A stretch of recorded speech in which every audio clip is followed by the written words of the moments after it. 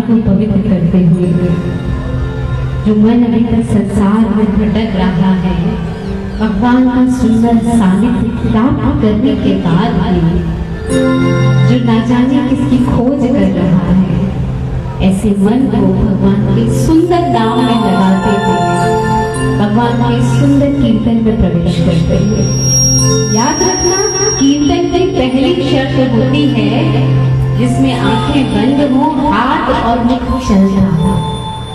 और मुख चलने का मतलब ये नहीं कि पड़ोसी से बात करने लग जाए, और हाथ चलाने का मतलब ये कि उसको परेशान करना। इसमें मुख और हाथ भी आपके भगवान के नाम के साथ चल रहे, इसे कीर्तन कहा जाता है। जब भक्ति की उपराम अवस्था को कीर्तन कहा गया है, जब भक्त अपने भाव से विभोर होकर भगवान की तरफ कुछ क्षण चलता है ना, तो छुपाए छुपता नहीं। संसार में कहा गया है प्रेम और भक्ति इसे जितना छुपाओगे उतना उजागर होती है। इसलिए आज तक इतने भक्तों ने, आपको क्या लगता है मीराबाई सबके सामने आना चाहते हैं, सुंदर सबके सामने आना चाहते होंगे क्या? वो सोशल मीडिया का जमाना नहीं था कि यहाँ की वायरल हो जाए, तो ये छुपना चाहते थे। एक ऐसे ऐसे संत हुए हैं संसार के अंदर, छुपना चाहते थे, लेकिन भक्ति की सुगंध उनके अंदर से फूटती है ना, तो कस्तूरी की जैसे मृग के अंदर फूटती, तो मृग बाहर ढलने लगता है, तो शिकार को समझ में आता है इसके अंदर कस्तूरी फूट गई है और कस्तूरी की सुगंध फैल जाती है, वो मृग को भी समझ में नहीं आती है। इसी प्रकार से भक्तों को समझ में नहीं आया और बाहर जब निकले, अंतर मन से बाहर आए, गुफाओं से बाहर आए, तो वो डोल रहे थे, नाच रहे थे। अगर अपने आप को भगवान का प्रिय समझते तो प्रिय की निशानी कीर्तन में आपके हाथ और मुख चलना चाहिए। तो भगवान का सुंदर नाम लेते हुए बड़े प्रेम के साथ दोनों हाथ की ताली बजाते हुए गोपाल राधे कृष्ण गोविंद गोविंद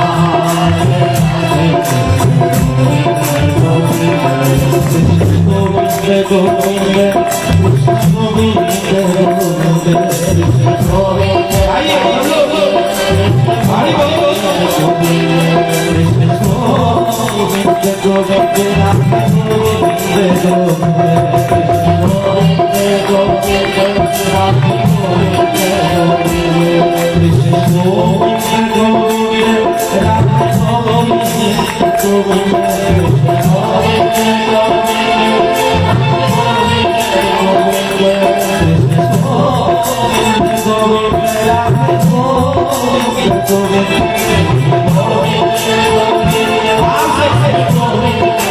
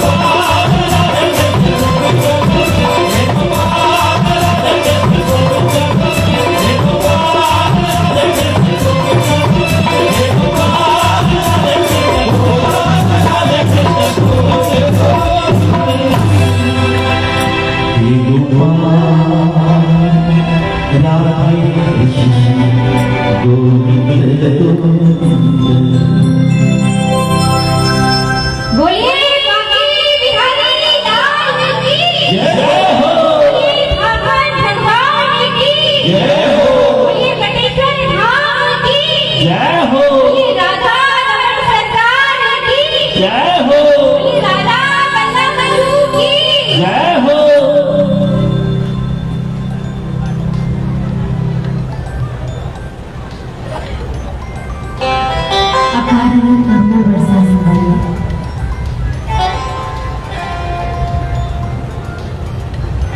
और चित्त को चुराने वाले, हमारे चित्त में समाने वाले, ना जाने भक्तों के किस गुण से मिल जाते और उन्हें क्या पसंद आ गया ये हमें नहीं पता। भगवान का साक्षात वामन स्वरूप श्रीमद् भागवत जो हम सबके सम्मुख विराजमान है, इस भागवत को मैं कोटि कोटि बार प्रणाम करती हूँ। भगवान का वामन स्वरूप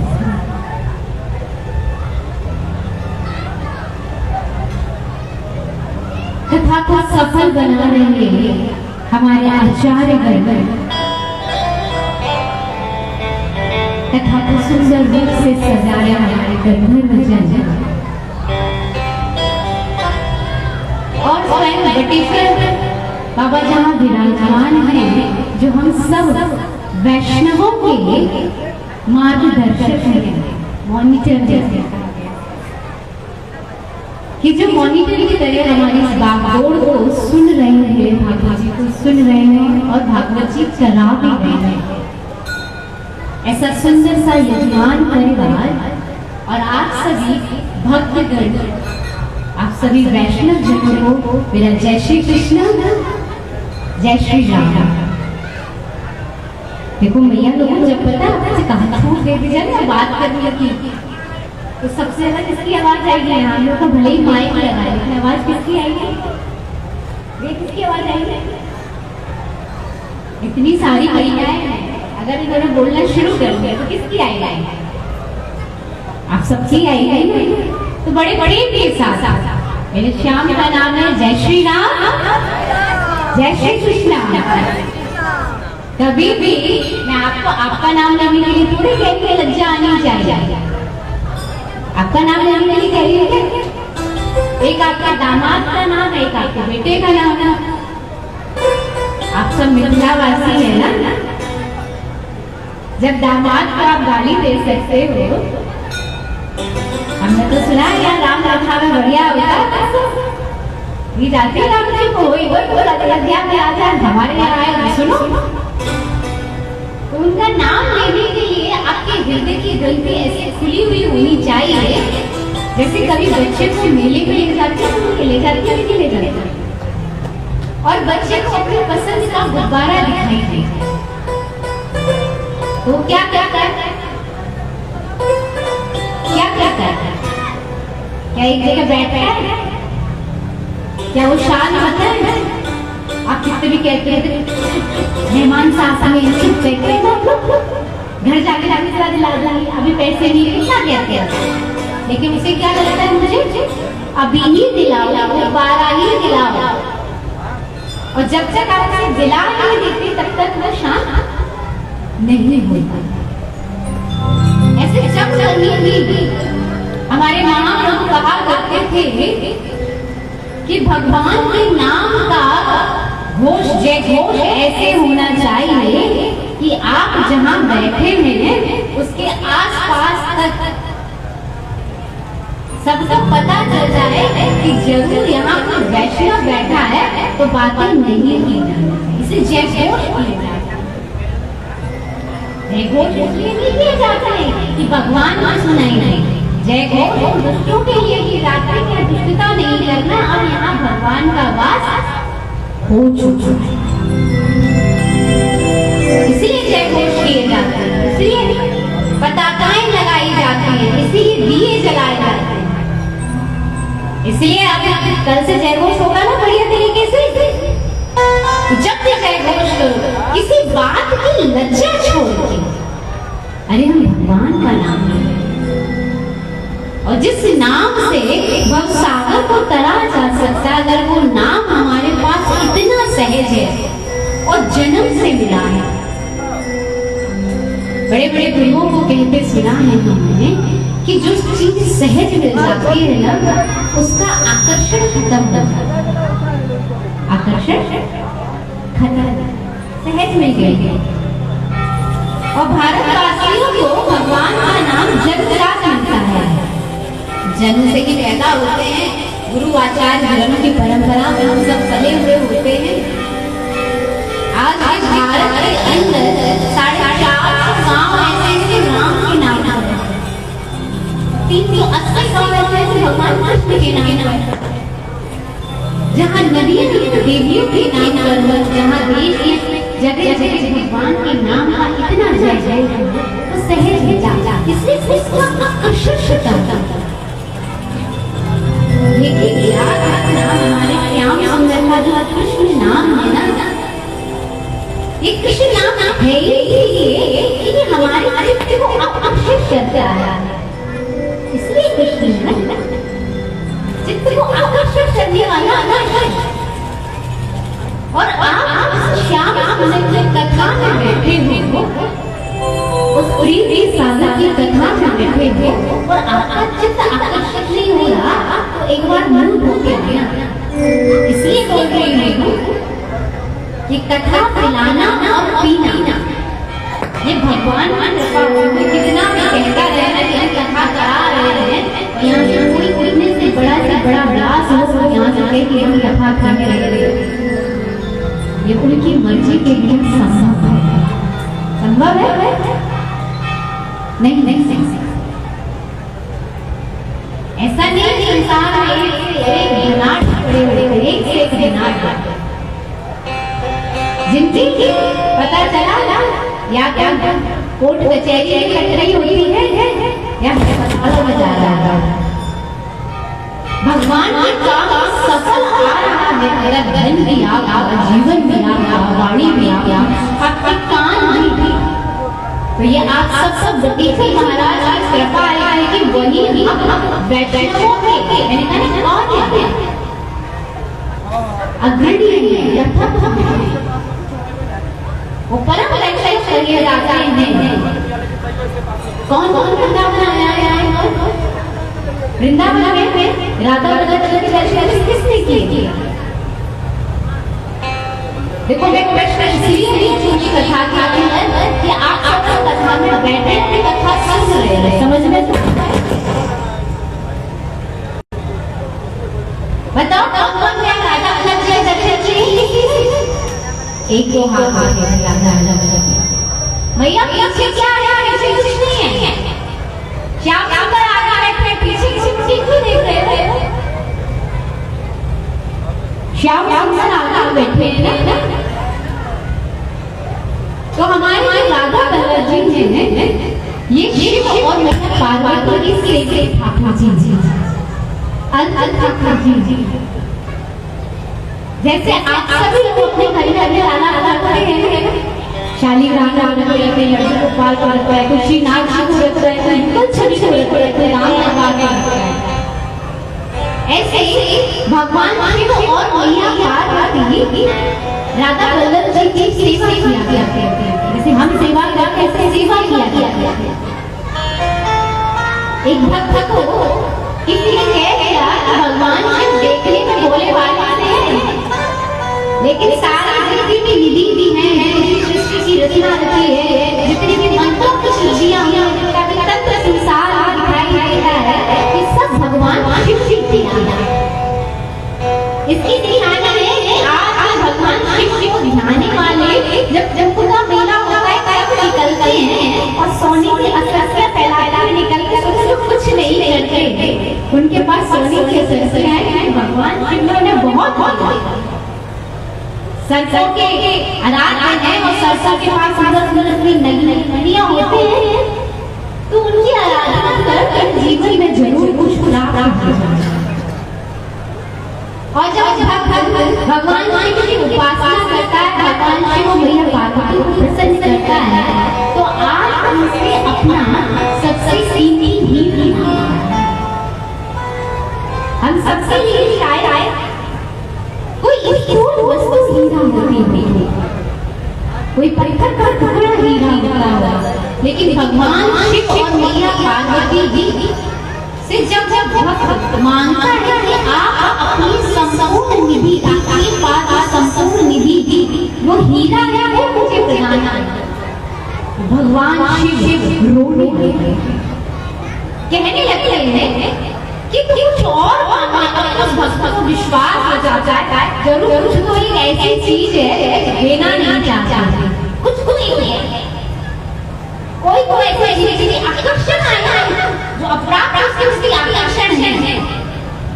जब तक हमारे महिलाओं ने हमारे काकाओं ने जब तक काकाओं का घूंघट नहीं उठाया तब तक जो आकर्षण है, जब तक महिला ये घर से 9 महीने की जब तक सब नहीं मिले तब तक वो आकर्षण है, जब तक घर नहीं मिला तब तक आकर्षण है, जब तक पैसा नहीं मिला तब तक आकर्षण, जब तक वो क्लास पास नहीं कर लेते, बच्चों की काउंसलिंग करते हैं बच्चा क्लास पास नहीं कर लेता तब तक किताब का उपयोग करके बच्चों को कितना आकर्षण है, समाज के रखते हैं।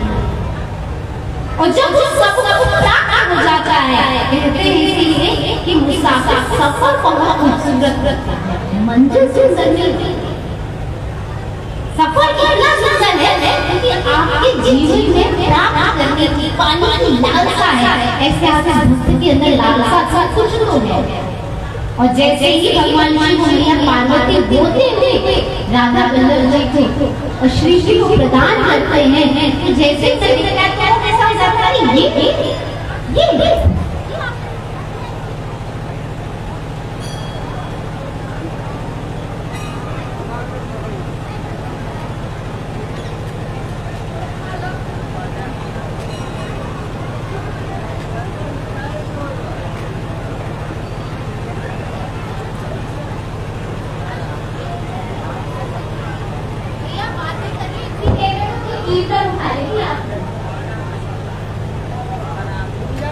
मैंने कहा कि 4 घंटे कुछ ना सोचना ना सोचने की चेष्टा, जैसे अब ट्रेन में बैठ जाता हूँ, ट्रेन में बैठकर आप सोचते हो कि ये स्टेशन को पता है, ऐसे किसको पता है कि इस मंजिल से स्टेशन आएगा, बाकी समय तो क्या करते हो सफर पर अनुभव करते हैं, एंजॉय करते हैं, सफर का अनुभव लेते हैं। ऐसे 4 घंटे आप शाम सुंदर हो, वही 4 घंटे इसलिए मानती हूँ, मैंने कल कहा था ये भागवत जी भक्तों का ब्यूटी पार्लर है और 7 दिन के बाद शाम सुंदर से जब आप अपना बनाने के लिए आएंगे, पहले दिन का पहला वचन से 7 फेरे होते हैं, ऐसे भागवत जी के साथ वचन है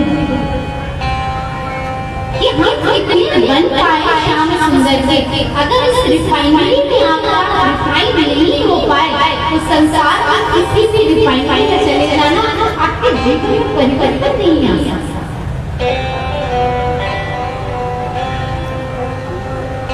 आपके जीवन में परिवर्तन आने के लिए आपको क्या करना पड़ेगा? जैसे गंगा मैया और नर्मदा मैया के अंदर एक बहुत सुंदर सा परिवर्तन का गुण होता है। आप सब लोग खंडित मूर्तियां कहाँ डाल रहे हो? कहाँ डाल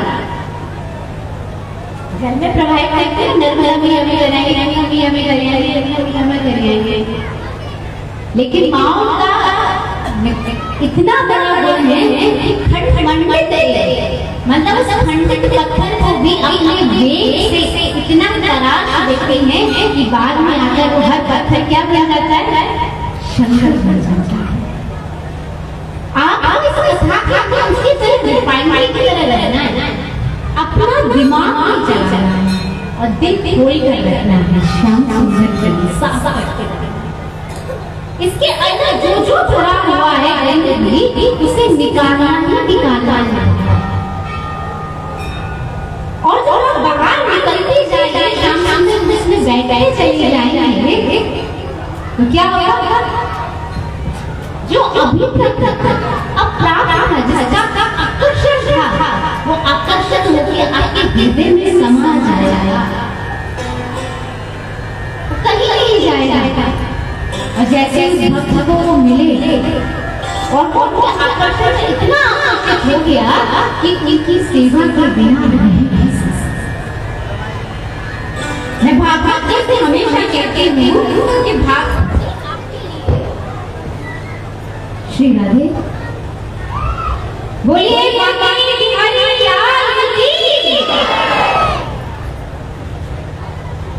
जी आपकी ऐसा निमंत्रण होती है,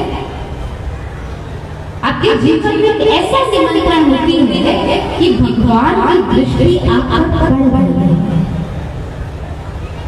जैसे किसी की दृष्टि पड़ जाती है तो उसके दिन दिन परिवर्तन होना शुरू हो जाता है। और अगर आपके जीवन में भागवत जी ने प्रवेश कर लिया है तो यानी आप लाल की दृष्टि आप पर पड़ गई है। तो भागवत जी निमंत्रण देते हुए कहती है कि हर समय खुशहाल रहना कोई भी सीख है। संसार में बहुत कुछ है लेकिन हर समय खुशहाल रहना कोई भी सीखिए, सबसे रहकर सबसे अलग रहना कोई भी सीख। श्याम सुंदर 11 वर्ष ब्रजवासियों के साथ वासियों के साथ रहे, लेकिन आज अगर कोई कहता है कि नारायण कहाँ मिलेंगे, कृष्ण कहाँ मिलेंगे, तो क्या कहते हैं? वृंदावन नहीं कहते हैं। सबसे अलग रहना, रहते हुए सबसे रहना कोई हमसे सीखिए। झंझटों से भाग जाना चाहते हैं सब, झंझटों से भाग जाना चाहते हैं सीखिए। सब भागना चाहते हैं, कोई भी सिखाता है ये काम हम कर दो, ये ऐसे कर दो, परिवार छोड़ दो, ये कर दो, सब सिखाने पर झंझटों में रहकर बचना कोई भी सीख। ऐसा नहीं पांडवों के पास या जिन्होंने भगवान की भक्ति करी आज भैया ऐसा नहीं है। उनके रास्ते से चलोगे तो आपको हाईवे नहीं मिलेगा, आपको मिलेंगे बातें, लेकिन यही सबसे सुंदर बात है कि झंझटों में रहकर बचना कैसे है। ये भागवत जी कोई और सिखा सकता। अर्जुन से ये नहीं कहा कि हे अर्जुन मैं कोई शौक और छोटी ना पैर है माला नहीं ले और बद्रीनाथ में बैठ के तपस्या। अर्जुन से कहा हे क्षत्रिय युद्ध में लड़ना पड़ेगा, मैं मार नहीं खाऊंगा, लेकिन मैं तुम्हारे साथ ये करने की कर्म सिद्धांत कर दे कि करते हुए कैसे देवता को भजना होता है। यही तो वो सिखाने आए हैं। और आंखों में आने के लिए सब सच है। कोई अपनी तैयार रहता है, सब क्या चाहते हैं फलाना कुछ कह गया है, कोई कुछ कह गया है। अगर कोई आपको देखे नहीं ना तो तैयार है। और हमारे श्याम सुंदर के सारे संसार देखते तो अपनी मैया के बाबा को हमें देखना चाहता है। यहाँ तो मुझे नहीं पता, लेकिन आजकल हमारे एनसीआर का बड़ा अजीब सा कल्चर है। बहु बेटियां होती हैं और वो नाइट ऐसे ही भगवान को पूजा करके चली जाती है। तब कभी कभी लगता है भावना से कहते हैं सारे संसार को दिखाने के लिए आप इतना तैयार हैं। कभी सोचो जिस संसार जिसने बनाया है अगर वो सब आगे निकाल लेते हैं तो आप कम से कम उनके साथ तैयार होकर जाते। बहुत बड़ा कल्चर होता जा रहा है। अरे भगवान भगवान है ऐसे ही और आंखों में आने के लिए सब सच रहे पर अपनी आंखों में समाना कोई नहीं। आज किसी से ये कहा जाए कि अगर भगवान आपको स्वर्ग ले जाने के लिए चलो स्वर्ग चलते हैं तो आप अपना कभी एक ऐसा फल याद है तो आप उसे कह सकते हैं हाँ मैंने ये किया था प्रभु कि आप स्वर्ग कह पाओ। कल की बात आई थी और 365 दिन हम ऐसे होते हैं कि झूठ का सहारा 365 झूठ क्या है। इस चीज को समझेंगे ना तो आपका पैरों में जमीन की सच्चाई के हाँ सच में ये झूठ होता है। हमारे हमारे आचार्य कहते हैं अगर आपकी जीवा पर वाणी है और इस वाणी से अगर आप भगवान की माला का जाप करते हुए गिन कर जोड़ी माला सही तो आपको सत्य और असत्य का पालन पूछा कैसे सत्य और असत्य का पालन होता है। गुरु जी कहते हैं कि जैसे कि घर किसी ने कहा पानी पियोगे तो आप क्या कहते हैं नहीं वो सब ठीक करता है कहते हैं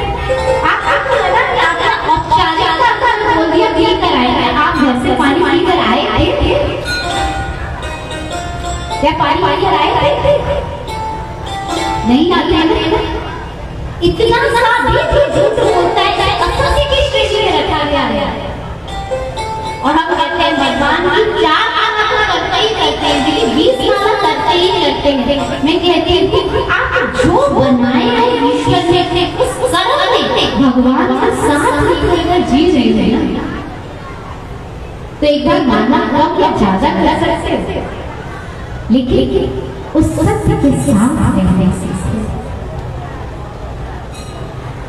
पर आंखों में अपनी समाना कोई सीख नहीं, आंख गहरों से लगाना बच्चा जाता है। आज बच्चा भी आपकी डिस्ट्रैक्ट कर दे, बहुत बड़ी बात नहीं। आंख गहरों से लगाना बच्चा जानता, पर आंख अपने प्रभु से लगाना कोई हमसे सीखे। आगे बिहारी दर्शन करने जाओ, जब तक उधर मोटे नेत्र आपकी आंखों से ना मिले, और नेत्र तभी लगेंगे जब आपकी आंखों से अश्रुधारा बहे। गोपियों की यही सबसे बड़ी चिंता थी, आंखों में आपको दिखाई नहीं देते, तो ये आंखें विरह के कांटा में देती थी, और जब दिखाई नहीं देते थे तो इन आंखों में अश्रुधारा आ जाती, तो शाम दिखाई नहीं। अपनी आंखों में लगाना सीख ले, जीते जी बचाने के सब बैठे हैं यहाँ। अभी जरा सा बुखार आ रहा है, जितनी मैया बैठे सब मुझे एडवाइस करेंगे, क्योंकि मैं जिंदा हूँ। जीते जी बचाने के सब बैठे हैं यहाँ, लेकिन हर समय मरते जीना ना चाहते, ये पूरी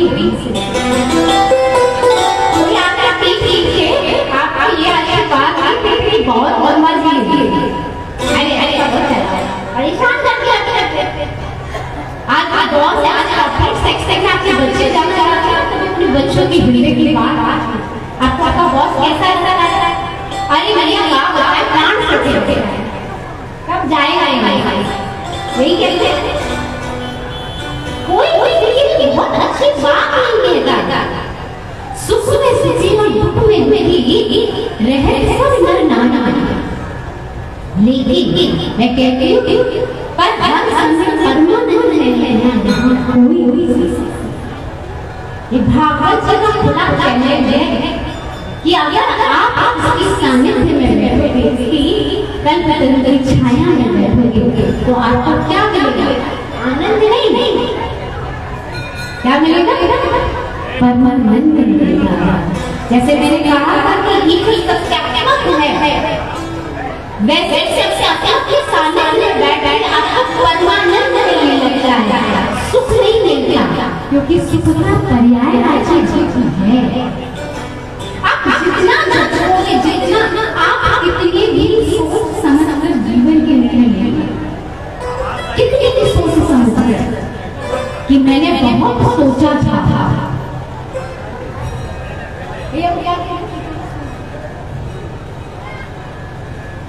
कि मैंने बहुत सोचा था, मैंने बहुत समझा था, तब ये निर्णय लिया। लेकिन जीवन की एक अवस्था जरूर ऐसी आती है, एक अवस्था कि आपको अपने निर्णय पे पश्चाताप होता ही होता है।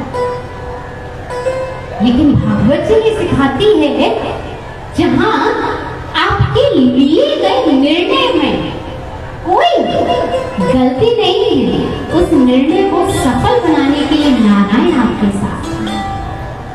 तभी तो भक्त इतने बड़े बड़े निर्णय लेकर खड़े हो जाते। मैंने पहले ही कहा था कि आपकी भक्ति ये निर्णय लेने की शक्ति दिलाती है। तभी तो राजस्थान में जैसे मीरा बाई हुई है, ऐसी माँ करमेती बाई हुई है। और करमेती बाई को जब वृंदावन आना था, तो सेना से बचने के लिए 3 दिन तक मरे हुए ऊंट के खोल में रहना। सोच रहे हो, घर में चूहा या छिपकली मर जाती तो कमरे में नहीं रहता, लेकिन वो मरे हुए ऊंट के उस कंकाल के खोल में छुपकर रही थी 3 दिन तक। और जब सेना वहां से चली गई, जब करमेती बाई वहां से बाहर आई, वृंदावन आई, और जब श्याम सुंदर को उन्होंने बिहारी जी को पहली बार देखा और रोने लगी, तो वहां बैठे हुए संतों को जो पता चला कि दमयंती बाई ऐसे उनसे पूछा, तो उन्होंने कहा कि हमारे शरीर के अंदर इतनी विषय वासना है, इसकी बदबू आज तक हमें नहीं आती है। हम इसको छुपाए फिरते हैं, इसको लपेटे फिरते हैं इस शरीर के अंदर ही, इस मन के अंदर, इस बुद्धि के अंदर। इसकी बदबू नहीं आती है, बल्कि इसकी बदबू इतनी ज्यादा है कि इस बदबू के कारण श्याम सुंदर हमारे हृदय में नहीं आता है। वो तो मरा हुआ था, उसमें क्या बदबू था? उसे तो जीव जंतु अपना अपना भोजन बनाकर पा रहे थे तो पा रहे थे। उस बदबू से ज्यादा इस हृदय के अंदर इतनी कटुता है, इतनी अशांति है, इतनी नफरत है, इतना द्वेष भरा, इतनी ईर्ष्या भरी है, लेकिन ये बदबू किसी को नहीं आता। हमें क्या लगता है? अरे हम बहुत अच्छे हैं, हम बहुत अच्छे हैं। मैं हमेशा कहती हूँ आप जितने अच्छे हो, और लेकिन आपकी अच्छाई में अगर कहीं ना कहीं कुछ कमी आ रही है और आपने बेचैनी आ रही है, तो चेक करो उस दिन आपने जरूर कोई पाप किया है। पाप का अर्थ ये नहीं कि किसी की हिंसा करना है, कोई ऐसा काम जरूर किया है जो प्रभु का भक्त नहीं कर सकता था, कोई ऐसा काम जरूर किया। कई बार जब फोन आते हैं कहते हैं दीदी आज लड़ाई हो गई घर में, मन बहुत अशांत है, क्या हनुमान चालीसा कर लेंगे? या आपने एक बार बताया था ओम सोम सोमाय नमः, मन को शांति मिल गई। मैंने कहा कतई नहीं मिली। पहले जिससे लड़ाई हुई है उससे जाके क्षमा मांग। ऐसे कैसे मांग ले? वो दौड़ानी थी, हम बिठानी है, उसे क्षमा मांगनी चाहिए। मैंने कहा तो बस आप कितनी भी दूसरी दवा खाते रहोगे, कितनी भी दूसरी दवा, वो इलाज नहीं करेगी, वो रोग बढ़ा देगी। आप एक बार क्षमा मांगकर देखो और फिर उसके बाद उसके निमित्त होकर एक माला करके आपके जीवन में जो परिवर्तन आएगा वो परिवर्तन कहीं और नहीं आ सकता। ये मैं इसलिए कह रही हूँ क्योंकि आज जो मैं कथा सुनाने जा रही हूँ ये किसी संतों को नहीं सुनाई गई है, ये 88,000 सौनकादि ऋषियों को सुनाई गई है, और वो सब के सब ऋषि ग्रस्त थे, सब ग्रस्त थे। एक भी सन्यासी नहीं था। और सुनाई एक 20 साल के, 16 से 20 साल, थोड़ा सा मतभेद मिलता है शास्त्रों में कि सूत जी महाराज कहीं 16 से 20 वर्ष की आयु के बीच में दिखाए गए कि एक 20 वर्ष, हम 20 वर्ष मान के चलते, 20 वर्ष के सूत जी महाराज ने सुनी, एक बालक ने सुनी। और जो 88,000 ऋषिगण थे, जो ग्रस्त संत थे, वो वयोवृद्ध भी थे, उसमें कई 100 वर्ष के भी थे। और 100 वर्ष के जब वयोवृद्ध एक 20 साल के बालक को अपने सामने गुरु और आचार्य बनाकर बिठाते हैं, तो किस उद्देश्य से बिठाते हैं कि आने वाले समय में ऐसा कौन सा कर्म किया जाए जिससे भगवान की प्राप्ति हो जाए, ऐसा कौन सा श्रेष्ठ से श्रेष्ठ कर्म किया जाए। आप वो कथा हमें सुनाइए, क्योंकि जब वो ब्रह्मा जी के पास गए हैं और मानव कल्याण अर्थ जब वो हवन करने लगते हैं, यज्ञ करने लगते हैं, तो यज्ञ की धुएं के कारण वो 10-8 दिन में विचलित हो जाते हैं। इतना सारा होम हो रहा होता है, तो कहते हैं जब 10-8 दिन में हमारी ये अवस्था हो गई, अब 1000 वर्ष तक जो कर्म करना है, 1000 वर्ष तक। उन्होंने सूत जी महाराज को आशीर्वाद दिया था कि जब तक आप हमें कथा नहीं सुना दोगे तब तक आप अमर रहोगे। तो ये 1000 वर्ष तक कैसे चलेगा? बड़ा प्रश्न है ना। कोई ऐसा कर्म जो 4-8 दिन में ही शरीर को इसने थका कर रख दिया हो, वो जब आपका साधन ही जिस कर्म से थक गया हो, तो वो कर्म कैसे चलेगा? तब ब्रह्मा जी ने एक मनोमय चक्र की रचना करी और उस मनोमय चक्र को जब संसार ने फेंका, आदेश दिया कि जाओ ऐसा स्थान खोजकर इन 88,000 ऋषियों को दो जहां ये बैठकर मानव के कल्याण के लिए कुछ कर्म कर सके। और वो चक्र, जहां उस चक्र की नौ को संस्कृत में नैमी कहा जाता है, तो जहां उसकी नैमी गिरी उसे नैमी सारण ने कहा। जहां टकराई चक्र की नैमी, उसे नैमी सारण ने कहा गया। और वहां आज 88,000 सौनक आदि ऋषियों ने एक 20 साल के पुत्र को, सूत जी महाराज को अपना आचार्य स्वीकार कर कथा सुनाने के लिए बैठा। आप याद रखना, सूत जी महाराज कोई साधारण ही, भागवत जी कहती है अज्ञान अंधकार को ध्वस्त करने वाले कोटि सूर्य के समान थे। किस अंधकार को दूर करने वाले? अज्ञान। यहाँ पे एक सूर्य उदय होता है और रात्रि निशा के अंधकार को दूर कर देता है। और सोचो 88,000 ऋषियों के अंदर जो अज्ञान का अंधकार, अज्ञान का अर्थ क्या? ये भागवत जी बताएगी कि अज्ञान कहाँ किसे जाता है। आप सब जिसे भक्ति को कहते हो, लेकिन भक्ति कब पूर्ण होती है? कब उसके पुत्र ज्ञान और वैराग्य जब युवा होते हैं, तो उसमें सबके अंदर ज्ञान था। सब दिन रात अगरबत्तियां तो जला रहे थे, सब दिन रात हवन तो कर रहे थे, पीपी के पीपे दिए जला रहे थे। मेरे गुरु जी कहा करते थे कि पीपी के पीपे दिए जला रहे, भगवान तुम्हारे कभी काम नहीं आएगा। क्यों? क्या रिश्ता है तुम्हारा? क्या गोपियों ने दिए जलाए थे? सुनाए गए गोपी ने दिए जलाए? हाँ, हमने ये जरूर सुना है कि गोपियां लाल से कहती थी आ लाला माखन तवे नमी, बड़े जरा नाचिके को दिखा। जो उन्हें नचाना जानती थी उन गोपियों के लिए भगवान सहज थे। और जो ऋषि मुनि बनकर दिए जलाते थे, यज्ञ करते थे, हवन करते थे, उनके लिए भगवान कठिन। इसलिए अज्ञान रूपी अंधकार को दूर करने वाले को सूत जी कहा। ये बात मैं इसलिए कहती हूँ, माता की बात है कि आपकी आयु कितनी हो गई है, आप ज्ञानवान नहीं कि नहीं, कि आपकी आयु सुनिश्चित नहीं कर रही, कि आपकी आयु को सुनिश्चित कर दिया। अगर छोटा सा बालक आपको बड़े प्रेम के साथ कोई बात बताते जा रहा है, तो इस वक्त वो आपका गुरु है। अब आपने स्वीकार किया है नहीं, नहीं आपकी मर्जी है, लेकिन वो बालक आपका गुरु है। आज कॉर्पोरेट सेक्टर में देखते हैं छोटे छोटे से बच्चे मैनेजर बन जाते हैं, बड़े बड़े से वही के बाबू बाबू करीब में बैठे ही रह जाते हैं। क्यों? क्योंकि उन्होंने ज्ञान का उदय किया। शरीर की अवस्था ज्ञान के बंधन को माप नहीं सकती कि ज्ञान का वेग कितना है, ज्ञान का तेज कितना है इसके अंदर, वो माप नहीं सकती। और जब 88,000 सौनक आदि ऋषि वहां बैठकर कथा सुनने के लिए बैठे, तो वहां सबसे पहले सूत जी ने जो कथा कही, वो कथा कही एक संत के मिलन से।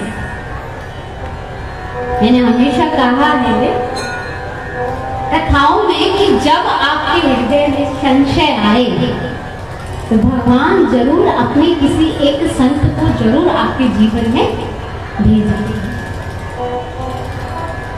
और यहाँ संशय आया है आज ब्रह्मपुत्र नारद के, किसी और के जीवन में नहीं आया। तो यहाँ सूत जी बात कहते हो, कहते एकदाही विशालायाम चत्वारिषु माला सत्संगार्थे समायाता ददर्शि शास्त्रम्। एकदा, एक समय की बात। एकदा का क्या? ऐसे नहीं कि रोज होता है। नारद मुनि बैठे भगवान के अवतार कहे जाते हैं। ऐसा नहीं कि उनके जीवन में ऐसा रोज होता है, लेकिन एक समय ऐसा आया कि एक विशाल बद्रीनाथ के पास स्थान पर एक समय ऐसा आया कि जहां नारद मुनि के चेहरे पर चिंता के भाव दिखाई और उन चिंता के भावों को देखते हुए वहां उनकी भेंट होती है सनकादिक कुमारों से। और ये सनकादिक कुमार भगवान के प्रथम अवतार कहे जाते हैं। ये भगवान का इतना श्रेष्ठ अवतार है, कहा जाता है कि इनके जीवन के लिए कथा मात्रेण जीवन। इनके जीवन में क्या था? सिर्फ कथा ही इनका जीवन थी और कुछ नहीं। कथा मात्रेण जीवन। और ये कथा के इतने लोलुप दिखाए जाते हैं। लोलुप शब्द इसलिए प्रयोग हुआ है भागवत में कि लोलुप कहा जाता है कि जिस साधन से उसका जीवन चलता है। लोलुप से लालच बना, जिस साधन से किसी का जीवन ही चलता हो। जैसे आपका जीवन श्वास से चलता है, आप श्वास के क्या हो? लोलुप हो। लेकिन आपको क्यों नहीं पता कि आप श्वास के लोलुप हो? लेकिन मैंने पहले ही कहा था कि आकर्षण नहीं, आपको सहज मिल रही है। जब कोविड था तो एक सिलेंडर कितने का मिल रहा था? वो ब्लैक में सिलेंडर रखना शुरू हो गए थे। ऐसे ही सनकादिक कुमार कथा के लोलुप दिखाए गए। इन्हें कथा प्रेम इतना भागा था कि 3 जने कथा के 4 भाई थे, सनक, सनंदन, सनकादि और सनक। 3 भाई जब कथा सुनते थे, एक सुनाता था। जब वो 3 में से उस एक की सुनाने वाले की पूरी हो जाती थी, वो बैठता था, उसमें से एक सुनाता था, बाकी 3 सुनते थे। ये अपना जीवन ऐसे ही निर्वाह करते थे और जीवन निर्वाह ऐसे ही करते थे। तो एक दिन भगवान शिव, मैंने हमेशा कहा ये कथा के सबसे ज्यादा प्रेमी, ये माँ पार्वती के साथ उस स्थान से निकल रहे थे। ये सनकादिक कुमार कथा कह रहे थे और कथा कहते हुए आज ये ब्राह्मण अवतारों को, सनकादिक कुमारों को प्रणाम करते हैं कि जय हो सनकादिक कुमार, जय हो भगवान के प्रथम अवतार, कि आज आपके हमें दर्शन हो गए। जैसे ही ऐसे कह के आज ये भगवान प्रणाम करते हैं, मैया पार्वती को थोड़ा सा अनक लग रहा है। मैया पार्वती कहती है आपने प्रणाम किया पर इनको उत्तर नहीं दिया। भगवान तो जानते थे कि कथा में खोए हुए हैं, इन्हें कौन आ गया, कौन, या हमारी तरफ भी कथा सुनते थे कि परीक्षा भी कोई आ रहा है, आगे वाले सब डिस्टर्ब हो जाते हैं। या हमारी तरह नहीं सुनते थे, ना हमारी तरह सुनाते थे। ऐसे सुनते थे कि जब कथा है तो बस कथा है, बाकी जीवन जैसे मानो शून्य बन गया हो।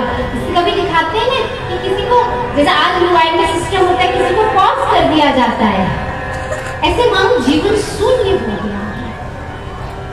इसी ज्यादातर ये बद्रीनाथ में ही कथा कहते थे, जहाँ गंगा मैया भी शांत रहती है ना, उनका भी मेघ सुनाई नहीं देता। कैसे बद्रीनाथ से भगवान शिव मैया पार्वती से कहते हैं आप ज्यादा ही सोच रही हैं, वो कथा में मग्न है, उन्हें इतना याद ही नहीं कि हम और यहाँ से निकले।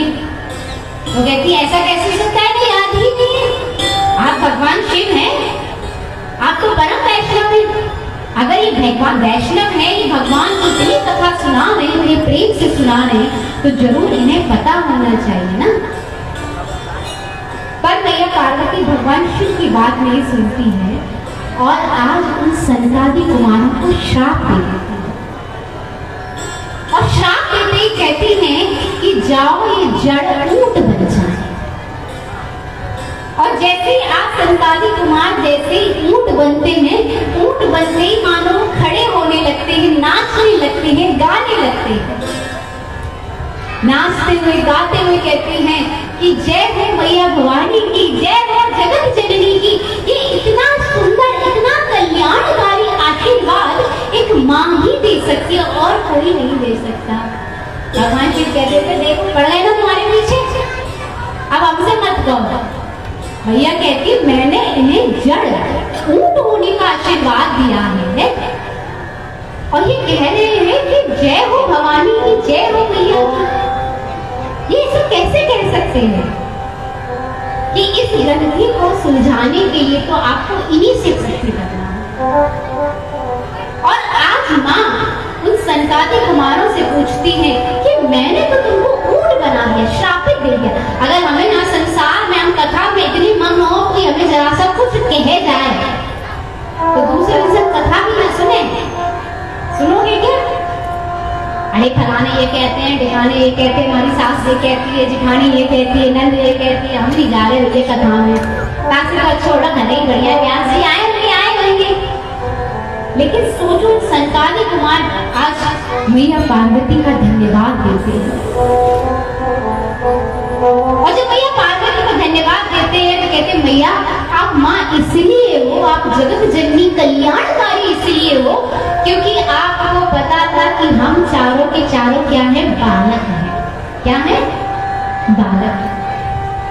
और हमें बालक होने के कारण हमें अपनी दिनचर्या प्रारंभ करने में समय लग जाता है। धीरे धीरे स्नान कर पाते हैं, धीरे धीरे अपने वस्त्र जो थोड़े कपड़े पहनते हैं वो धो पाते हैं, फिर भोजन बनाते हैं, धीरे धीरे तक पाते हैं, फिर पाने के बाद फिर कथा में बैठ पाते हैं। तो समय लगता है ना, कम से कम दिन के 4-5 घंटे हमारे अपनी दिनचर्या को सुचारू रूप से करने के लिए खराब हो जाते हैं। लेकिन आप कितनी कल्याणकारी हो कि आपने हमें श्राप देके ऊंट बना दिया। अब श्री हरि श्री नारायण हमसे कुछ नहीं कहेंगे कि तुम रोज नहाओ तभी हमारे पास पूजा में आओ, क्योंकि अब तो हम बन गए हैं ऊंट। अब तो हम चाहे जब आए चाहे जब जाने, अब तो दिन भर हम बैठ के कथा कहे, कथा गाएं।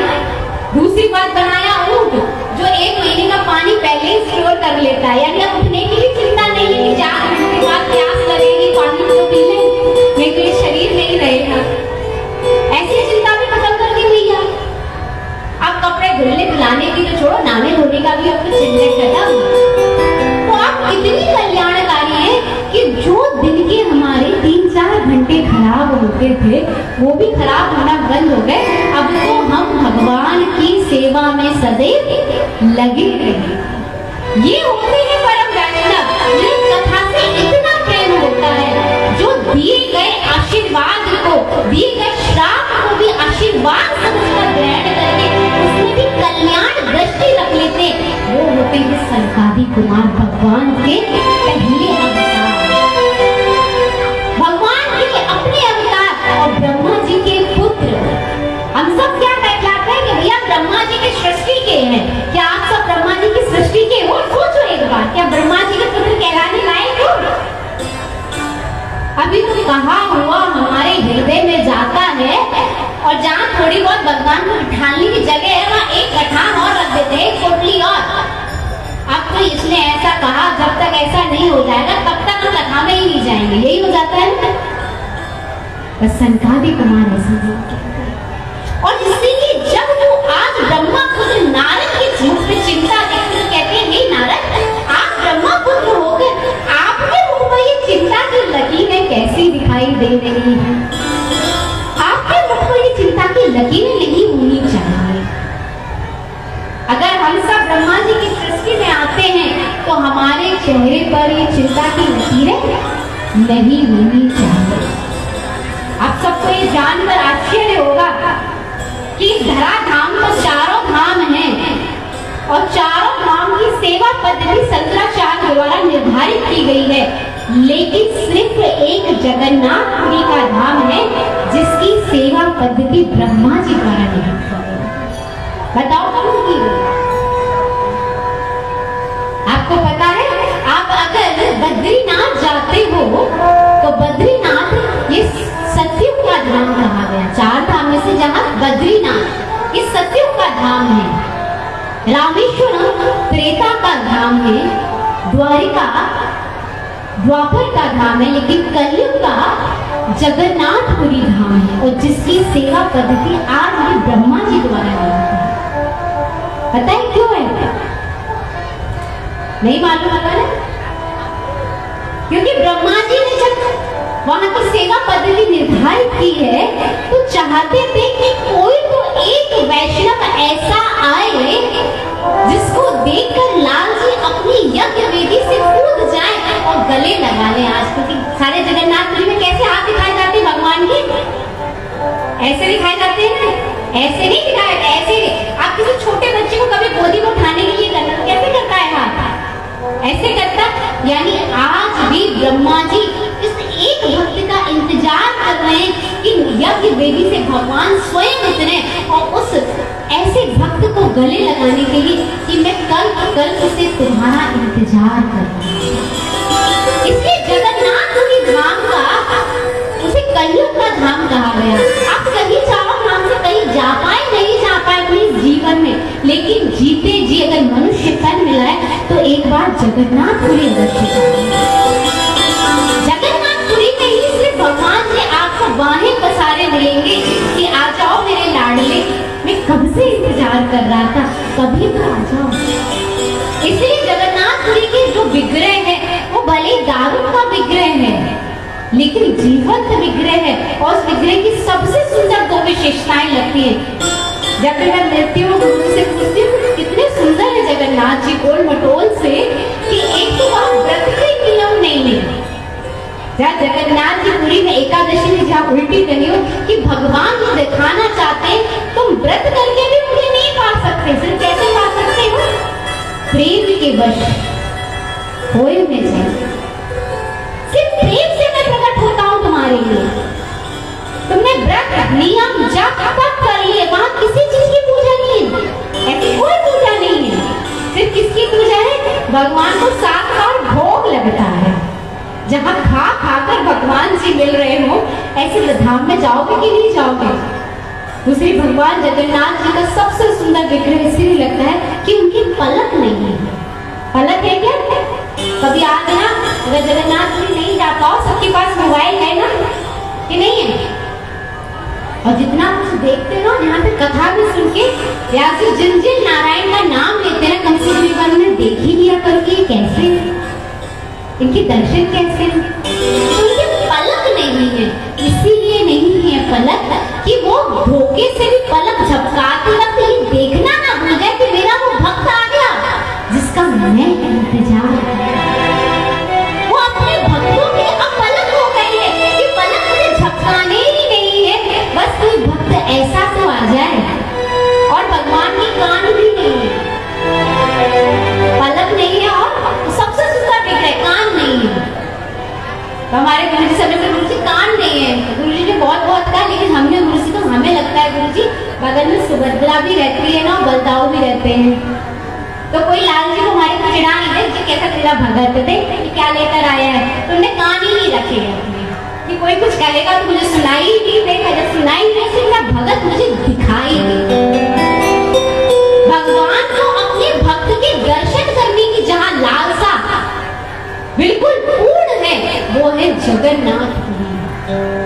बाकी सबसे भगवान आपके दर्शन करेंगे कि नहीं करेंगे मुझे नहीं पता, लेकिन जगन्नाथपुरी में अगर आप उनके सम्मुख हो तो वो आपको जरूर निहारेंगे, क्योंकि उनके पलक नहीं। बोलिए जगन्नाथ भगवान की। तो ऐसे ब्रह्मा जी द्वारा बनती सेवा पद्धति है, और उस ब्रह्मा के पुत्र नारद के मुख पर आज चिंता थी। जब चिंता के बादल नारद के मुख पर देखते हैं और सनकादि कुमार नारद से पूछते हैं कि ऐसी चिंता आखिर आपके हृदय में उठ क्यों रही है, तो नारद मुनि आज एक बात कहते हैं, एक घटना। लेकिन घटना बात कहते हुए जैसे ही वो उनसे कहते हैं, तो अपने हृदय में आज वो सनकादि कुमारों को गुरु रूप में स्वीकार करते हैं।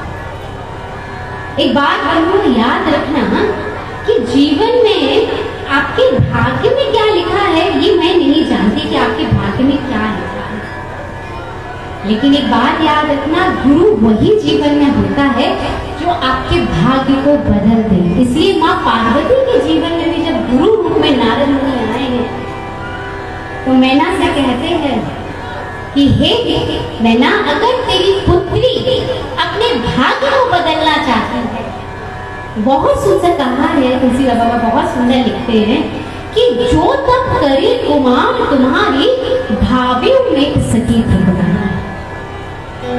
अगर आपकी कुमारी, आपके भाग्य में क्या लिखा है ये मुझे नहीं पता, लेकिन आपके भाग्य को बदलने की सामर्थ्य उसके तप करने में है, और तप का रास्ता एक गुरु बताता है। आखिर गुरु होता कौन है? हम माँ बाप को गुरु प्रथम मानते हैं और फिर अपने जीवन में दूसरा गुरु खोजते हैं। आज छोटे छोटे बच्चों से मैं मिलती हूँ तो आज छोटे छोटे बच्चों को माँ बाप है ना, उन्हें एक चीज बहुत अच्छी सिखाते हैं, मंत्र सेवा सिखाते हैं, मंत्र जाप सेवा सिखाते हैं। मैं आज सब मैयाओं से कहती हूँ बहुत अच्छा सिखाते हैं, लेकिन अगर आप भागवत जी के विद्यार्थी हो तो भागवत जी आपको एक चीज सिखाती है। भागवत जी आपको क्या सिखाती है?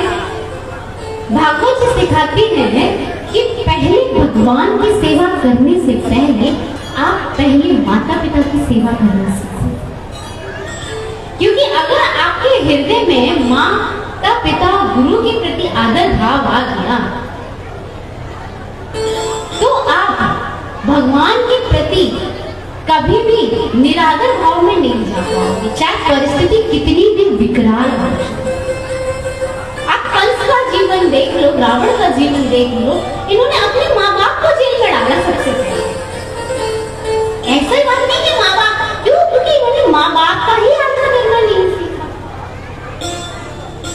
इसलिए गुरु आपको इतना सोच समझकर बनाना चाहिए। आप बच्चों को मंत्र सिखाओ, वैदिक मंत्र सिखाओ, सब सिखाओ, लेकिन इन्हें अपनी सेवा करना जरूर सिखाओ। अगर आप इन्हें अपने जीवन की सेवा करना नहीं सिखाओगे, सिर्फ पूजा पाठ सिखाओगे, तो इनके जीवन में जब जरा सी भी परिस्थिति विकराल हुई, कोई परिस्थिति ऊपर नीचे हुई, तो तुरंत इनका भगवान से विश्वास तुरंत टूटेगा, क्योंकि परीक्षा इनके जीवन में आई थी। इसलिए पहले अपनी चीज। और गुरु कैसा होना चाहिए, इसके लिए भागवत जी बात कहती है कि एक रास्ता है, एक रास्ता, एक सफर है। इस रास्ते को पार करना है, लेकिन उस रास्ते में ढेर सारे कांटे पड़े हुए हैं, और वो रास्ता 1 घंटे में ही आपको क्रॉस करना है। 1 घंटे बाद पहली बार एक नाव है, उस नाव से आपको जाना है। अगर 1 घंटे बाद आप लोग नाव में नहीं बैठे तो पूरी रात आपको इस जंगल में गुजारनी पड़ेगी, इस रास्ते में गुजारनी पड़ेगी। और गुरु और शिष्य साथ में खड़े हैं, तो बताओ वो रास्ता कैसे पार करेंगे? 1 ही घंटा है, सफर भी 1 घंटे का, नाव भी 1 घंटे में ही वहां से निकल जाएगी, तो कैसे पार करेंगे?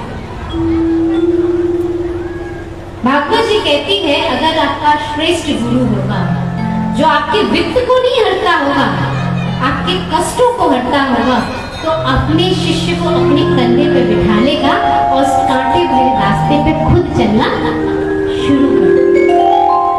एक ऐसा गुरु होगा और जिससे 1 घंटे बाद अपने शिष्य को उतार के पल्ली पार पहुंचा सके।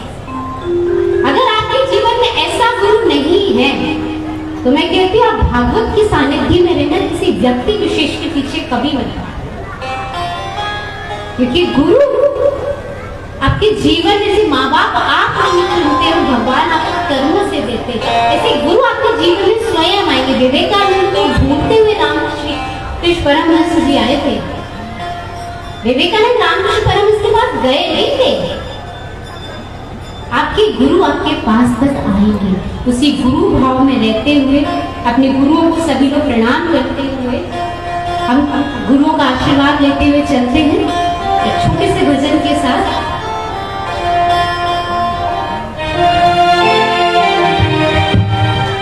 मेरे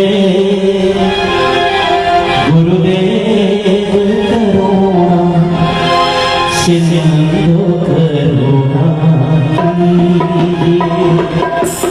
हे सिंधु करुणा हे गुरुदेव करुणा सिंधु करुणा हे गुरुदेव करुणा सिंधु करुणा ओम आधीन शरण अब लीजिए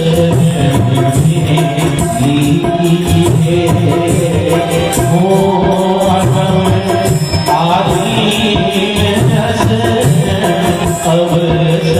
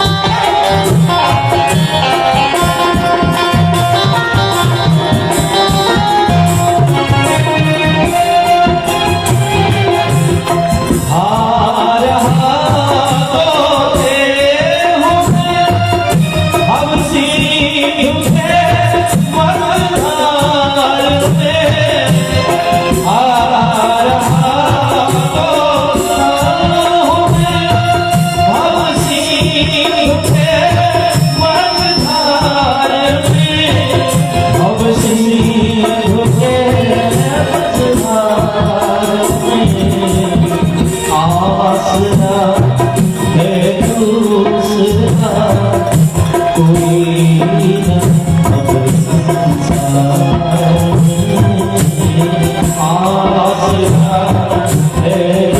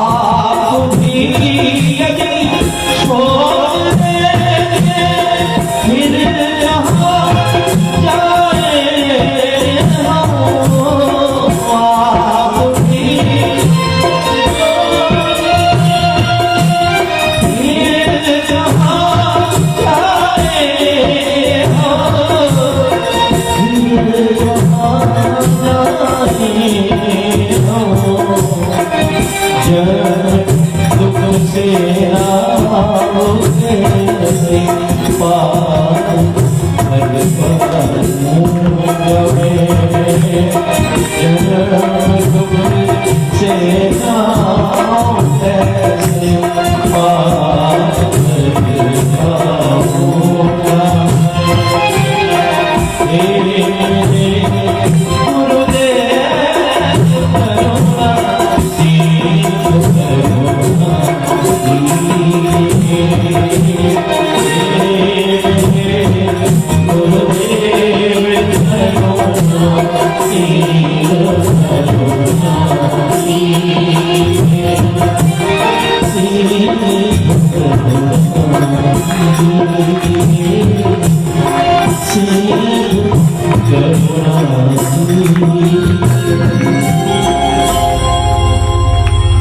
बोलिए गुरुदेव भगवान की जय हो बोलिए भागवत भगवान की जय हो बोलिए बांके बिहारी लाल की जय हो।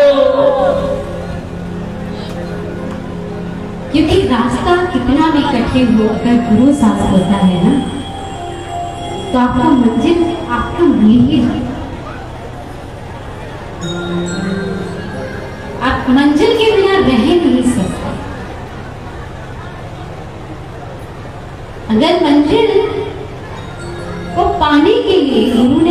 हाथ थाम रखा है,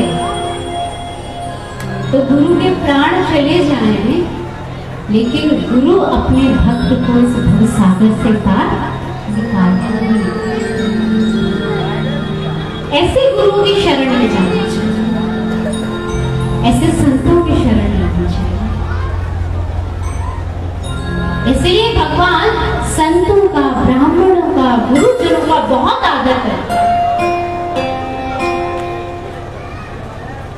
इसलिए भगवान कहते भी कि विप्र वंश की अस प्रभुताई अभय होए जो तुम्हें, कि हे ब्राह्मण देव, आपकी तो प्रभुताई है कि आपसे, जिसे सारे संसार को जो अभय दान देता है वो भी डरता है। क्यों? क्योंकि गुरु वो है, ये यशोदा नंदन को भगवान बनाकर जग में पूछनी। अगर गर्गाचार्य जी ना कहते कि हे भैया तेरा लाला तो जगत का पालनहार है, तो ये बात किसी को पता चलती क्या? अच्छा कभी पता चलती है? अच्छा कभी। अगर राम आज अपने गुरु के साथ ना निकलते कि यात्रा पर, तो राम एक अयोध्या के राजा होते, सबके सीने में विराजमान भगवान ना होते, भारत का आदर्श ना होता, भारत का सनातन ना होता, भारत का भगवान ना होता। गुरु वो। इसलिए आज नारद मुनि ने अपनी बात को रखने के लिए, क्योंकि आज उनके हृदय में इतनी वेदना है, इतनी पीड़ा है, इस वेदना को प्रकट करने के लिए उनके सामने जब 4 बालक आए। मैंने आप पहले बात कही कि आपके शरीर की अवस्था कभी गुरु सुनिश्चित नहीं करेगी ये गुरु बनाने योग्य है कि नहीं। नारद मुनि तो युवा थे और वो 4 बालक थे, 5 वर्ष के बालक, और उनसे कहते हैं हे कुमारो, मैं तुम्हें क्या बताऊं। कहते हैं अहम तु पृथ्वी या तो ज्ञात्वा सर्वोत्तमामि, कि जैसे सारे संसार से कोई बाहर जाता है, कोई विदेश जाता है या कोई बाहर तक जाता है, तो आके सबसे पहले आके क्या बताता है? मैं वहां गया था, मैंने ये देखा, मैं वहां गया, मैंने वो देखा, अरे फलाने शहर में सोना बहुत सस्ता है, फलाने शहर में इलेक्ट्रॉनिक्स सस्ते, बड़ी ऊंची ऊंची बिल्डिंग है। ऐसे आज नारद मुनि उन 4 कुमारों से कहते कि मैं पृथ्वी पे गया और मैंने वहां क्या देखा? पुष्करम च प्रायुं च काशी गोदावरी हरि क्षेत्रम कुरुक्षेत्रम श्रीरंगम सेतुबंधनम। मैं पृथ्वी पे गया, मैंने कहा ना बद्रीनाथ क्योंकि स्वर्ग का धाम है तो पृथ्वी का धाम नहीं माना जाता, इसलिए आज भी उसे क्या कहा जाता है? देवभूमि। उत्तराखंड में जाएंगे तो क्या लिखने लगेंगे? वहां पर तुरंत लिखने लगा देवभूमि, देवभूमि। तो वो देवभूमि से जब नीचे आए तो कहाँ गए? पुष्कर गए, प्रयाग गए, काशी गए, गोदावरी गए, हरि क्षेत्र यानी हरिद्वार गए, कुरुक्षेत्र गए, श्रीरंगम गए, रामेश्वरम गए। और जब वो सब जगह गए तो उन्होंने वहां क्या देखा? वहां देखा सत्यम नास्ति तपः शौचम दया दानं न विद्यते, कि सारे के सारे संसार में सत्य का नाश हो रहा है। मैंने अभी कहा था कि 365 दिन अपनी जीवा पर अगर इंडिकेटर होता है ना कोई, कि आप झूठ बोलोगे और इंडिकेटर बज जाएगा, तो मुझे लगता है कि दिन में 50 बार तो बजता ना, कि नहीं बजता? अच्छा कम से कम कितनी बार बजता? कम से कम की कितनी गारंटी ले सकते हो? अपने हृदय पे हाथ रख के कहना, नहीं ले पाओगे ना। क्यों? क्योंकि बजता ही बजता। इसलिए सत्यम नास्ति तपः नास्ति। अब तप तो कोई करना ही नहीं जानता, तप का अर्थ तक नहीं जानते, करने की बात तो बहुत दूर है। आज जिसे धर्म पत्नी या धर्मपति कहा जाता है, अर्धांगिनी या अर्धांग कहा जाता है, अगर वो भी अपने पति पत्नी की लंबी उम्र के लिए कोई व्रत रखता है, कोई तप करता है, शरीर को थोड़ा तपाता है, तो उसके बदले ना जाने क्या क्या लिस्ट में मांग लेता है। करवा चौथ का व्रत रखती है भैया लोग, और ये शाम को चाहिए, नहीं तो कलेश। अपने भगवान के लिए कौन क्या तप करेगा? तप नास्ती। फिर अगला था शौच नास्ती, शौच शुद्धिकरण। एक बहुत बड़े कवि ने लिखा है, प्रॉस्पर है वो, बहुत अच्छे। वो कहते हैं कि 50 साल की प्रगति को अगर एक शब्द में कहना चाहें तो ये हो गया, जो काम पहले हम घर में करते थे अब वो घर के बाहर करते हैं, जो घर के बाहर करते थे वो घर के अंदर करते हैं। बस इतना ही 50 साल की 60 साल की प्रगति है। पहले कोई त्योहार होता था, उत्सव होता था, कुछ होता था तो घर के 4 लोग इकट्ठे होकर प्रसादी बनाती थी, शौच शुद्धि का ध्यान रखते थे, भगवान को जो समर्पित हो सके ऐसा ही भोग बनाते थे, फिर उनको पवाते थे, फिर खुद पाते थे, फिर दान दक्षिणा भी निकालते थे। आज क्या हो गया? कोई फंक्शन है, कोई होटल बुक कर लो भैया, इतने मेहमानों का खाना कौन बनाएगा? यही हो गया ना कदर। कुछ फंक्शन है, 2 व्यक्ति के घर में मेहमान के रूप में आवे, अच्छा चलो शाम को उनको लेके बाहर चलेंगे। शायद अभी बिहार में ना हो, मुझे नहीं मालूम, मेरा दूसरा ही टर्म लगा है बिहार में, लेकिन हम जहाँ रहते हैं उस तरफ जाते हैं, बेंगलोर एनसीआर, वहाँ यही बुरा हाल है। अरे वीकेंड पे कोई बनाना ही नहीं चाहता है खाना, पता, और घर में अगर भगवान जी बैठे तो भूखे बैठे लोग। शौच नास्ती। फिर अगला कहा दया दान न विद्यते। दया दान तो कोई जानता ही नहीं है। कोई जानता है क्या? दान में तो वो वस्तु दी जाती है जो घर में कोई नहीं प्रयोग कर रहा हो, उसको क्या करेंगे?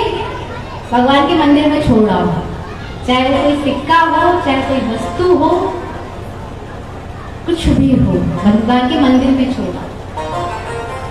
दया के नाम पर किसी को एक समय खाना खिला दिया तो फेसबुक पर नहीं डाला, अगर इंस्टाग्राम पे अपलोड नहीं किया तो दया नहीं। पहले कहते थे कि दया दान अगर आप दाएं हाथ से करें तो बाएं हाथ को खबर तक नहीं देना चाहिए, कहते थे। आप ही के जमाने में सुना है, मैंने अपनी दादी के मुख से सुना है, देखो इसलिए कहते मैंने सुन लिया है तो यही जमाना होगा। लेकिन आज अरे कुछ दे मत देना, पता नहीं कौन होगा, क्या होगा, शंका इतनी है क्यों? क्योंकि देने का भाव ही नहीं है। नारद मुनि पृथ्वी का वर्णन बताते कि पृथ्वी ऐसी हो गई है, पृथ्वी का ये हो गया। फिर कहते उदर भरणु जीवा, सिर्फ सबके सब क्या कर रहे हैं? कोई भी संसार में कोई भी काम कर रहा है, सिर्फ क्या कर रहा है? पेट भर जाए। लेकिन याद रखना, भगवान के भक्त ऐसे भी हुए हैं जो भगवान के नाम पर कहते हैं कि अजगर करे न चाकरी और पंछी करे न काम। दास मलुका कह गए कि सबके दाता राम। सिर्फ एक मनुष्य को छोड़कर किसी अगर 84 लाख योनियां स्वीकार करते हैं, हम मानते हैं सनातनी संस्कृति में रहते, तो एक मनुष्य को छोड़कर 84 लाख योनियों के घर मैंने रसोई नहीं देखी है। क्या है रसोई? इनको तो नहीं है, लेकिन ये कोई मैंने ऐसे मरते हुए भी नहीं देखे। आप तो हॉस्पिटलों में चले जाओ, उनका घर भरा रखा रहता है। दुर्घटना में देखो तो मनुष्य जा रहा है, आपातकाल में देखो तो मनुष्य जा रहा है, हॉस्पिटल में देखो तो मनुष्य जा रहा है। और लेकिन कहने को इसका तो उद्देश्य ही एक हो गया, उधर बढ़ना, ये जीवित रहे, जीवित रहे, इतनी लालसा इसके जीवन की जितनी ज्यादा बढ़ गई उतना ही इसका जीवन कैसा हो गया? विषैला हो गया। आगे भगवान नारद संकादी कुमारों को बताते हुए कहते हैं कि मंद सुमंद मती हो गई है। कैसी हो गई है? मैया फ्रिज खोल के खड़ी रह जाती, मैं कैसे निकाल भी पाई जाती, पर यार ये कहाँ निकाल रही है? अच्छा, कितनी मैयाओं का ऐसा हाल है? देखो कोई मैंने हाथ नहीं उठाया, लेकिन मैं इस राम में लिख के कहती हूँ क्योंकि मैं इसको सब बातें करती है ना कि इतनी चिंता अंदर समा गई है, फ्रिज खोल कर खड़ी रह जाती है, क्या निकालने आए, क्या रख दिया, क्या करना है, इतनी मंदमती हो गई है हमारी, और पाखंडी वाली संसार को घेर लिया है। क्या कर लिया है? पाखंडियों ने घेर लिया। हम गुरुओं की बात नहीं मानते, हम किसकी बात मानने लगे? साली की बात मानने लगे हैं। इस बार जब हिंदी वाला व्याख्यान कह रहे थे तो हम जगन्नाथपुरी वाले को थोड़ा सा बड़ा विशेष प्रेम बढ़ता जा रहा है, तो ऐसे मैंने कहा देखिए महाराज जी, आप कह रहे हैं कि कलयुग में साले को मानने लगे हैं, अपने भाइयों को, गुरुओं को नहीं मानते हैं। हमारे जगन्नाथ जी भी तो साले को मानते हैं, क्योंकि कलयुग के तो भैया वही धाम है। आप जब उनकी ध्वजा देखेंगे, ध्वजा पे किसको देखेंगे? सूर्य और चंद्र को देखेंगे। और वहां बाकायदा आज भी जगन्नाथपुरी में ये वर्णन है कि जब भगवान अपनी मौसी के घर से आते हैं तो सुभद्रा प्रवेश कर जाती है, बलभद्र प्रवेश, लेकिन जगन्नाथ जी प्रवेश नहीं कर पाते हैं। नंदी घोष, जगन्नाथ जी किस रथ पर विराजमान होते हैं? तो चीजें सनातनी संस्कृति को पता होनी चाहिए। किस पे बैठते हैं? नंदी घोष। किस पे बैठते हैं? नंदी घोष नामक रथ में विराजमान है। तो नंदी घोष रथ है ना बाहर खड़ा है, और जो रुक्मणी की अनुचरणीय है, जो उनका अनुचरण करते हैं, ऐसे जो गोस्वामी है वो रुक्मणी का रूप रख के खड़े होते हैं और वो भगवान को घुसने नहीं देते। तो भगवान इशारा करते हैं, देखो भैया अकेले नहीं कहते, तुम्हारे भैया को लेके भी कहते। चंद्रमा कौन है? रुक्मणी का। समुद्र से निकले हैं तो कौन है? भाई हुए ना। जब उन्होंने उसको धारण किया है तो कलयुग में गुरु जी बहुत अच्छी बात कह रहे हैं। ये तो विनोद की बात है कि सूर्य और चांद को भगवान ने ध्वजा में इसलिए धारण किया है, क्या चाहे दिन हो चाहे रात्रि हो, अगर मेरी ध्वजा यानी स्मरण, ध्वजा क्या होती है? पताका फैलती है, स्मरण कभी विस्मृत ना हो पाए तो आपकी दिन और रात की जिम्मेदारी कौन लेता है? जगन्नाथ प्रभु लेते हैं। कौन लेते हैं? जगन्नाथ प्रभु। अगर कलयुग में साले का अर्थ वो नहीं है, अगर आप भगवान से कोई एक संबंध स्थापित करते हैं तो भगवान उसकी जिम्मेवारी लेते हैं।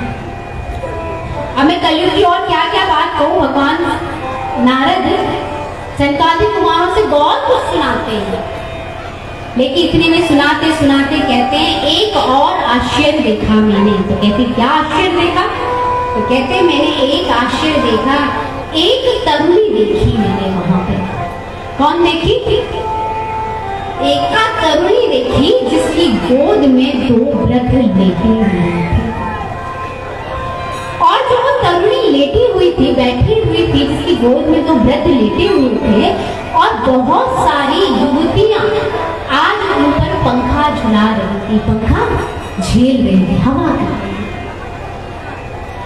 नारद मुनि कहते हैं मैं इस घटना को देख, इस दृश्य को देखकर मैं वहां से चल दी, मैं रुका नहीं, क्योंकि नारद मुनि स्वर्ग के हैं।